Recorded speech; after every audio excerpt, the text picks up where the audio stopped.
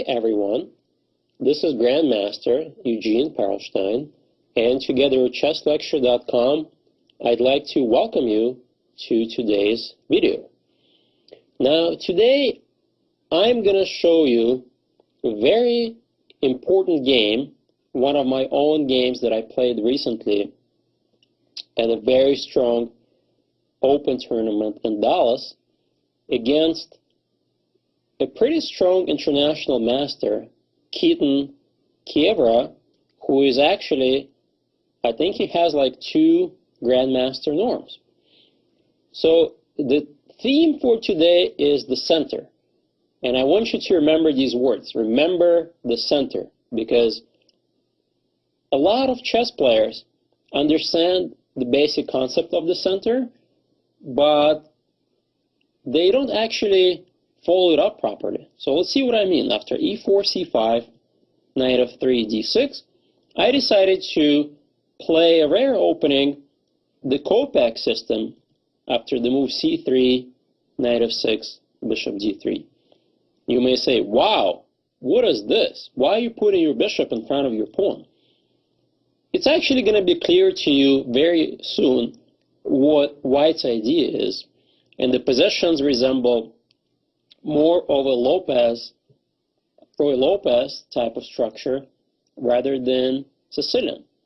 So knight c6, my opponent is playing logical moves, bishop c2. So remember the center. What does White want to play? d4. That's right. If White gets to play this move d4, White's going to have a very nice edge. Now, my opponent understood that, and he played very good move, bishop g4. Obviously, d4 runs into some serious problems. For instance, pawn takes, bishop takes f3, and now, unfortunately, White has to take with the g-pawn and ruin the king side. This is pretty serious weakening, and whenever White castles, the king is for sure going to get in trouble because of the weakened pawn structure. So this is not something I had in mind. And of course, obviously, queen takes is simply losing due to knight takes d4. So that's why d4 has to be put on hold for a while. So I play this move d3, making this bishop look really passive. But in reality, I want to play knight bd2, h3, and after bishop takes, take with the knight, and then play d4, and I get the center and the 2 bishops. So, of course, everything comes at a price. You know, if White can play like that, everybody would be playing this opening. So in the meantime, Black sets up a very good plan to stop in d4. He plays g6, knight bd2, bishop g7, h3, and now, just when I was about to anticipate bishop takes, knight takes, he plays this move, bishop d7. In a way, this is a loss of a tempo. On the other hand, d4 is really hard for me to execute. For instance, if I play d4, he has an extra option. Takes, knight b4, making this guy look really, really passive. I have to play bishop b1, and then bishop b5 is an option. And my king is stuck in the center, d3 square is weak, and what did I get myself into? This is looking really annoying. So let's go back to the game. And here, once again, you have to realize that there is no need for White to play d4 immediately. It's all about the build-up in the center. So I castle. Black castles as well. And I play rook e1. Just in the Roy Lopez, the knight is heading to f1, possibly g3. And then I can try to get d4 going. Once again, if we go back one move, d4 looks really dangerous. Pawn takes, knight b4, bishop b1, bishop b5, rook e1, knight d3. And guess what? I have to part with my bishop pair, and Black has no problems whatsoever. So let's go back to the game. Rook e1. And here my opponent understood the right concept. He has to stop d4, and he plays the move e5. This is kind of drastic measures, but now with the pawns on e4 and e5, the position is looking more and more like the Roy Lopez. So far, so good. So the question for everyone is, what to do next?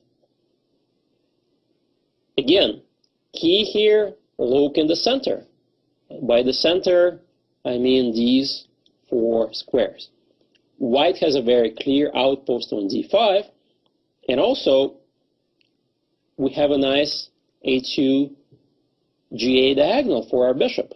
So here I play the move a4, trying to secure my knight on c4, because I actually during the game was considering to play knight c4 myself, but I didn't like this move b5. Now if knight takes d6, queen b8. And here I thought, wow, my opponent must have come up with a very beautiful cunning idea to try trapping my knight. But to my great surprise, the computer is not impressed by this b5 queen b8 idea, and he has unbelievable resource. Knight takes f7. This is completely inhuman way of playing chess. You just sacrifice a piece for unclear compensation. But things get pretty clear after rook takes, bishop b3. This is annoying. And if king takes, this is more important. Look at this attack. Check and d4. All of a sudden, things are really opening up. And perhaps white has full compensation for the piece. Now, I should also mention that during the game, first of all, I had no idea about the sacrifice, but second of all, there's no need to go for complications when you have a very simple idea such as a4. So that's what I played. So going back, I played a4. So I want to play knight c4 next, and just get a pretty nice outpost for my knight on c4, and then eventually maybe d5. So he plays h6, knight c4, and bishop e6. Once again, control in the center. The bishop is doing a much better job on e6 than on d7, and h6 pawn stops knight g5. So far, so good.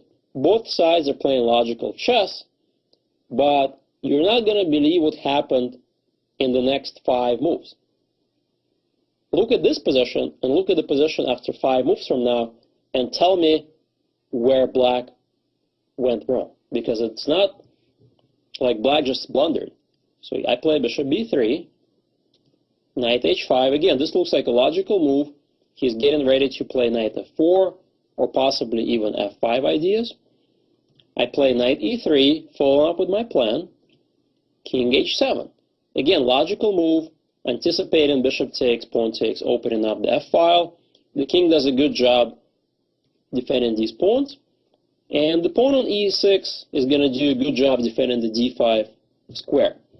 Later on, of course, black can get ambitious with knight f4 and g5 and really take over the initiative. So that's why taking on e6 is not good. Even though it doubles the pawns, it actually helps black. And I played knight d5 exclam, taking advantage of the outpost on d5. So my opponent again plays logical move knight e7, trying to trade off this active piece. And now I play d4. And all of a sudden, things are not looking so great for black anymore. This knight is on the edge of the board. The center is now about to be in white's control. And this is a very pretty powerful knight on d5.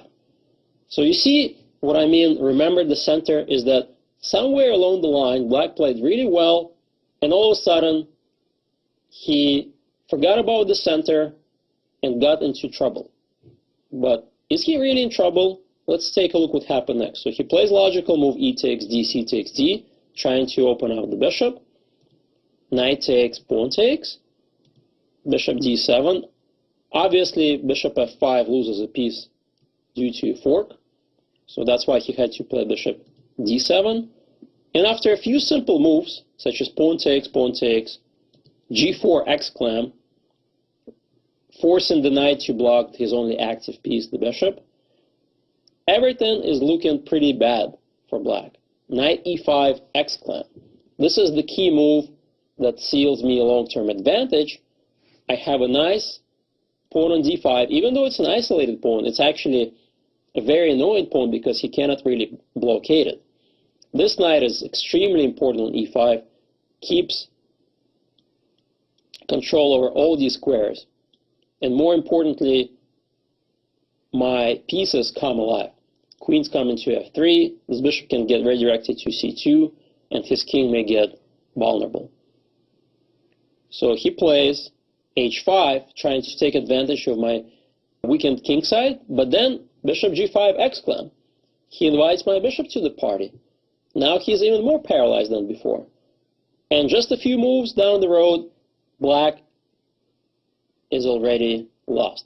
So he plays b5, queen f3. I'm completely ignoring the queen side. At this point, he's so paralyzed on the king side that he's not going to be able to survive. c4, and just a quiet move, bishop c2, with a very simple threat. Knight takes bishop, queen takes, and winning a piece. Well, he decided to stop it with bishop c8, and once again, a move that finishes off black, d6 exclam. All of a sudden, the rook is now under attack. He doesn't have time to take the pawn.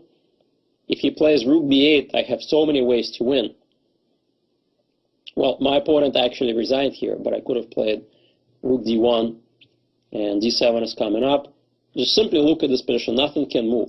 The position is so bad that black is completely paralyzed. So, at move 13, 14, black looked okay. At move 26, he's completely lost. And it doesn't seem like black made any serious mistakes. So let's roll back and tell me where black made a mistake. So let's go back.